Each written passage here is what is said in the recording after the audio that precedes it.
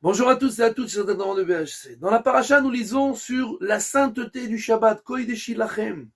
Le Shabbat est saint pour vous. Et il est vrai que le Shabbat est à un niveau extraordinaire et des fois, certaines personnes ne comprennent pas qu'est-ce qu'ils ont entre leurs mains. Nous voyons beaucoup de juifs qui sont Erev Shabbat, la veille de Shabbat, avec des paniers pleins de victuailles pour fêter Shabbat, et Baruch Hashem, c'est tout à fait louable. Mais des fois, nous voyons dans ce panier peut-être un journal que l'on pourrait croire que s'il est permis de lire ce journal, la majorité des journaux c'est interdit de les lire, mais disons que c'est un journal qui est permis de lire. Alors, est-ce que Chas Veshalom, on va s'occuper de cela Shabbat? Et c'est pas parce que on veut se déconnecter de ce monde-là ou être complètement un saint. Non, non, non, non. C'est de savoir qu'est-ce qu'on a entre nos mains. Kodesh Ilachem, le Shabbat est saint pour vous. Et tu es en train de perdre cette occasion. Le Zohar HaKadosh nous dit qu'à la fin de chaque Shabbat, l'âme remonte dans le ciel et on lui pose la question, quelle nouveauté de Torah elle a trouvée?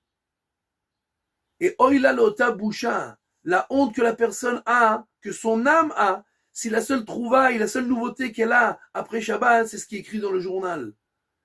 En lieu de se renforcer en lui-même, d'apprendre des nouvelles choses et d'avancer, lui, ses enfants, sa famille, dans la Torah, puisque le Shabbat n'a été donné que pour étudier la Torah comme il est écrit dans le Midrash et dans le Shulchan Aruch. Mais la parabole de ce que nous sommes en train d'expliquer, c'est comme un roi qui a fait son introduction dans la royauté et il a dit, j'aurai pas le temps de recevoir tout le peuple. Mais après la cérémonie, pendant 1 heure, je recevrai celui qui voudra. Le peuple entier est arrivé à l'entrée du château, à camper là-bas, prêt à rentrer pour utiliser ces quelques secondes qu'il pourra pour parler avec le roi et demander ce qu'il veut.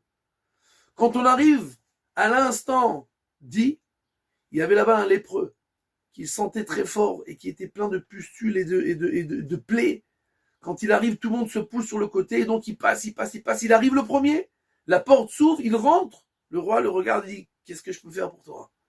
Et le lépreux lui dit, écoutez, monsieur le roi, votre majesté, si vous pouvez me procurer un bâton suffisamment long pour que je puisse me gratter le plus loin que possible dans mon dos, parce qu'avec mes mains, je n'arrive pas.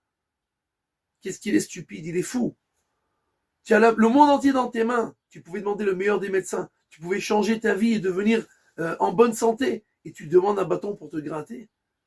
On t'a donné le Shabbat pour t'élever, pour élever tes enfants, pour élever ta famille, pour vérifier où tu en es dans ta spiritualité, dans le but de ta vie, parce que tu n'es pas en train de tout rater. Et toi, tu lis des journaux. Tu es en train de demander un bâton pour te gratter au lieu de demander au roi ce que tu veux. Kodeshi Lachem. Le Shabbat, il est saint pour vous et on n'a pas le droit de rater cela.